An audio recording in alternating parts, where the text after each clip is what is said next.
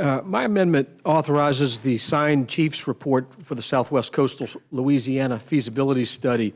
This is one of several chief's reports highlighted by Major General Donald Jackson, Deputy Commanding General for Civil and Emergency Operations during the House Subcommittee on Water Resources and Environment hearing on recently reported or completed chief's reports on September 15, 2016. The reason I'm bringing this forward is that this chief's report was actually signed after the committee had already marked up and passed the WRDA bill.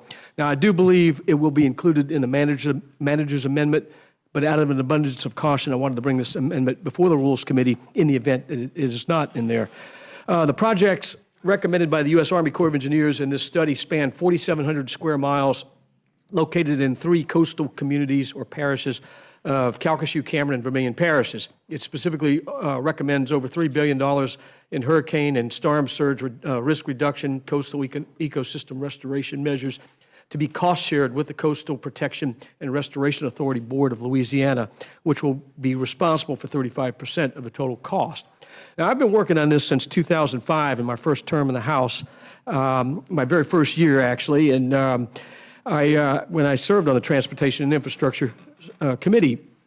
And back then, even before Hurricanes Katrina and Rita hit our state, we knew we had a major deficiency that encompassed about a half of our coast, a very important area for oil and gas production as well as agriculture. And certainly we all know the aftermath of that, especially when Hurricane Rita hit our state.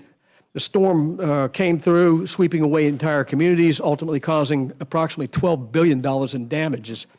And because we had no comprehensive plan at that time, I went to work and really put it in high gear to try to get something in place and get the necessary authorizations. And ultimately, we got the authorization and funding for the reconnaissance study in 2005 and the subsequent feasibility study in 2007. And after years of continued diligent hard work with local, state, and federal stakeholders, the Corps Civil Works Review Board approved the study in April 2016, and a favorable chief's report was signed on July 29th, 2016.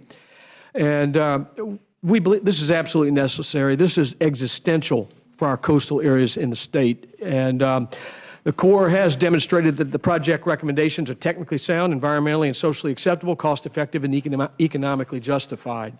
And it should be noted that with just the recent historic flooding in my home state this August, in which Cameron and Vermilion parishes were both designated for FEMA assistance, it's certainly a sober reminder that severe storms and flooding remain a serious and continued threat. And that's why this is absolutely necessary.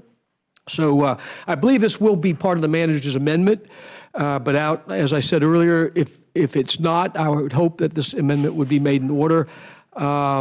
It is in the Senate version of WRDA that passed in the Senate by a vote of 95-3, and I urge you to make it in order in the event it's not in the manager's amendment. Mr. Boustany, thank you very much.